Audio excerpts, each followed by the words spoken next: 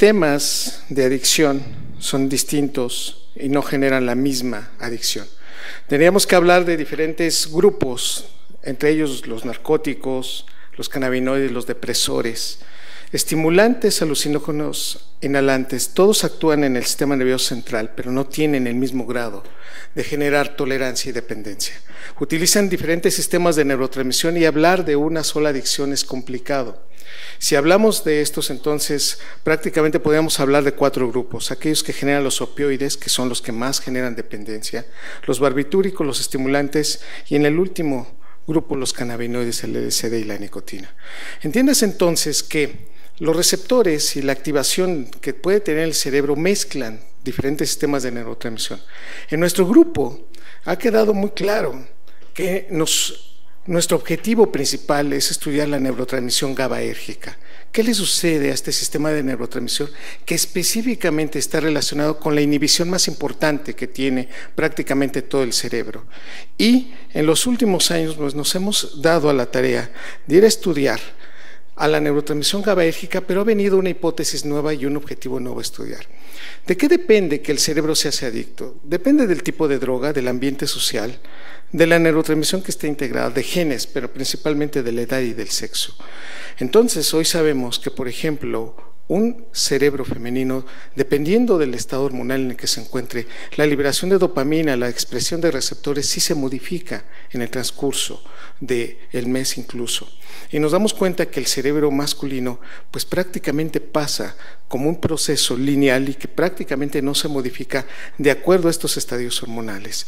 Lo que nosotros hemos identificado también es que cuál es una de las hormonas que principalmente está involucrado en este fenómeno de plasticidad neuronal, y son los estrógenos. Los estrógenos permiten una mayor conectividad neuronal. Si bien tenemos el mismo número de neuronas hombres y mujeres, o hablando de diferentes especies, machos y hembras, prácticamente el hecho de que los estrógenos permiten una mayor conectividad en las neuronas piramidales es un hecho. Tratamientos con estrógenos, es evidente que el hecho de tratar con estrógenos aparecen más botones dendríticos y, por ejemplo, contando el número de espinas dendríticas por cada 10 micras, en machos sin tratamiento con estrógenos no tienen más de 15 conexiones neuronales cuando una hembra está alrededor de 22. En este contexto, permítame entonces ahora poner la primera parte de esta charla. Nosotros utilizamos un modelo en el cual otorgamos GABA y después lo quitamos en forma inmediata. Esto significa que sería una analogía heurística de lo que sucede cuando alguien bebe alcohol y después se suprime, o cuando alguien está involucrado con benzodiazepinas o barbitúricos, otorgarlo por mucho tiempo y después quitarlo en forma abrupta. ¿Qué genera? Un fenómeno de tolerancia y dependencia que en conjunto generan una abstinencia, un síndrome de abstinencia, que desde el punto de vista electroencefalográfico en nuestro laboratorio, entiéndase que estamos utilizando ratas para el control de estas variables. Cuando nosotros quitamos, en este caso es la administración de GABA, que es el neurotransmisor endógeno, aparece una actividad de espiga onda de alta frecuencia que en el análisis de Webelets vemos cómo esto pues cambia totalmente el proceso electroencefalográfico de estos animalitos y nos damos cuenta cuantitativamente que están en un proceso de hiperexcitabilidad neuronal. En otras palabras, otorgar de forma aguda una concentración alta del neurotransmisor que lo está inhibiendo al cerebro y quitárselo en 2 horas genera este modelo. Es un modelo altamente reproducible, es un modelo que, pues de nuevo y reitero, genera y condiciona eventos que sinápticamente se parecen muchísimo a lo que genera el alcohol, las drogas, en este caso como benzodiazepinas y barbitúricos. En forma de resumen, lo que hemos hecho en los últimos años, nos hemos dado cuenta que en el electroencefalograma de mamíferos aparece esta actividad de espiga onda y la enzima que sintetiza el GABA, la glutamato descarboxilasa, disminuye la liberación de GABA.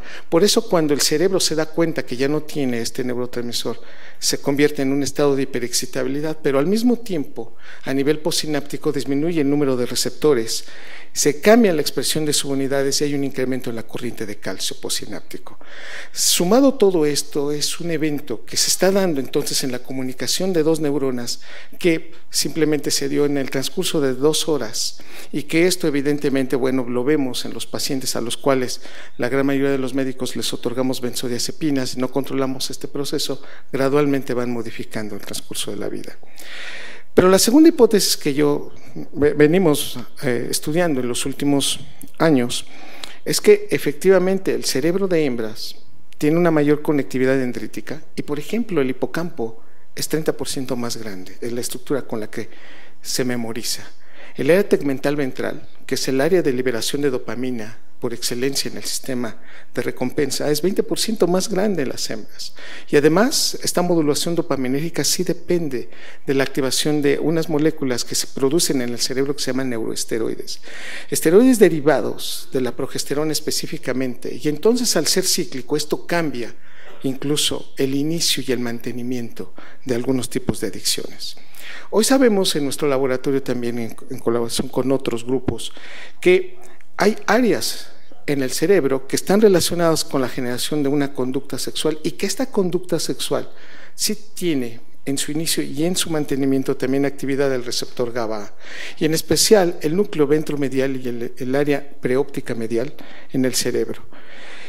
Nosotros también hemos logrado estudiar cómo se modifica conductualmente esta abstinencia. Y hemos encontrado que si montemos a animalitos en digamos, que le llamamos laberinto elevado en cruz, tenemos brazos abiertos y brazos cerrados. En los brazos abiertos se pasa un animalito que no tiene ningún problema, pero se quedan los brazos cerrados aquellos que tienen esta sensación de querer esconderse, y por lo tanto, si un animalito se queda en estos brazos cerrados, quiere decir que está en ansiedad. Resulta que en la amígdala cerebral, de sus 13 núcleos que tiene, ahí la neurotransmisión GABAérgica es fundamental para poder controlar esto.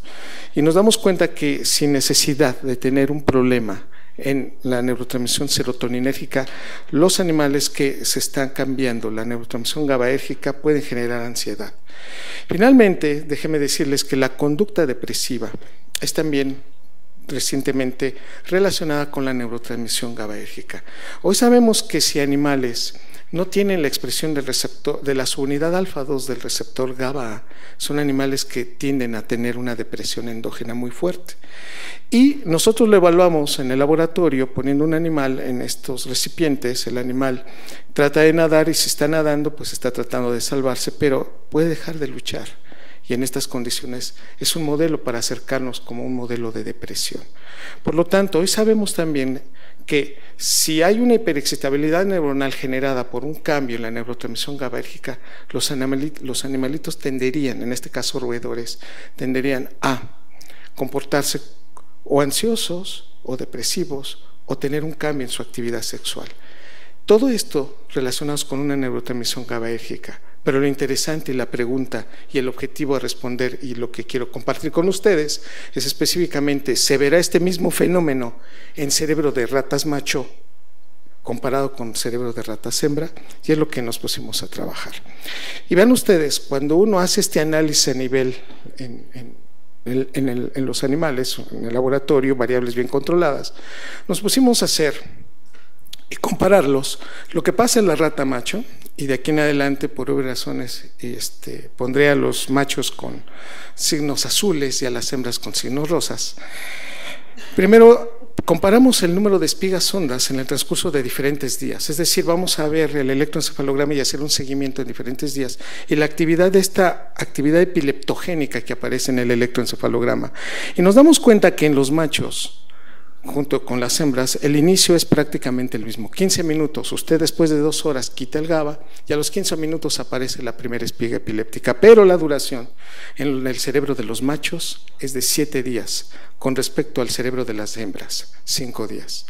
Nos damos cuenta de algo interesante, tiene mayor amplitud el día que inicia la abstinencia en ratas macho, pero dura más en relación a las ratas hembras. Tal parecía que hay un periodo refractario en el cerebro de las ratas hembras. Cuando hacemos un análisis de este proceso, nos vamos dando cuenta que este evento, si bien dura más en los machos, en las hembras pareciera que tiene más amplitud en días después. Y cuando hacemos una relación del número de espigas ondas con respecto a la amplitud del electroencefalograma, hay una correlación prácticamente de 1 en las ratas macho con respecto a las ratas hembra. ¿Esto qué quiere decir? Que la hiperexcitabilidad pareciera ser de una correlación muy fuerte en el cerebro de los machos y que hay algo que está pasando en las hembras. Cuando comparamos este modelo generado por diazepam, si es decir, ahora en lugar de darle GABA, le pongo diazepam durante 7 días, 7 miligramos por kilogramo de peso, y lo suspendo al día 10 en este caso, aparece algo semejante.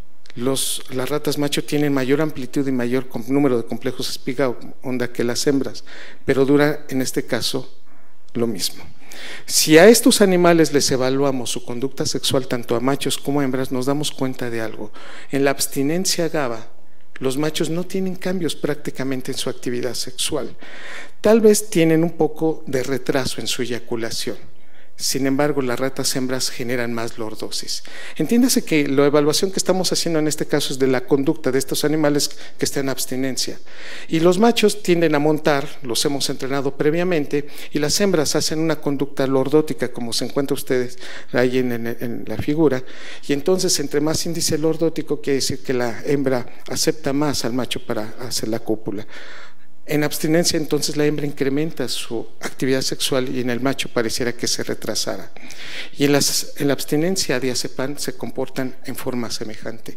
Las hembras, los machos, no generan este cambio en la eyaculación, pero sí incrementan su actividad lordótica. Y lo interesante es que los dos generan al mismo tiempo ansiedad. La ansiedad es semejante en ambos modelos, tanto en machos como en hembra. Nos estamos dando cuenta entonces que el fenómeno de ansiedad prácticamente es el mismo expresado por estos animalitos. Y la depresión, un modelo cercano a la depresión. Las hembras tienden a deprimirse en estas condiciones de abstinencia. Los machos tienden a luchar más. Tal pareciera que entonces el fenómeno no es igual cuando se está expresando esta conducta. Los machos tenderían o tienden más a estar luchando en las condiciones de abstinencia y las hembras saben que en ese momento ya no es mucho que hacer y no nadan tanto. Por lo tanto, si nos damos cuenta que este fenómeno sí depende mucho de la expresión de varias cosas. En este caso, y en colaboración con el laboratorio del doctor Cruz, hemos encontrado que la expresión de los receptores, en especial alfa 4 y alfa 2, caen prácticamente en forma semejante en los primeros estadios de la abstinencia y después se recuperan, pero se recuperan en hembras y no en machos. Por lo tanto, nuestro modelo indica claramente que es un modelo excelente para estudiar la abstinencia en su tolerancia, en su dependencia, en su inducción de ansiedad, y nos damos cuenta que la conducta sexual sí es diferente en estos animales y que los machos pareciera que presentan mayor actividad y las hembras tienen un perfil depresivo. Yo agradezco a mi grupo de trabajo con Angie, con Sofi y con Antonio y con Eduardo la colaboración de otros grupos como es el de la doctora Benítez King, como el laboratorio del doctor Cruz y el de Lucy Martínez para poder expresarles estos datos. Muchísimas gracias.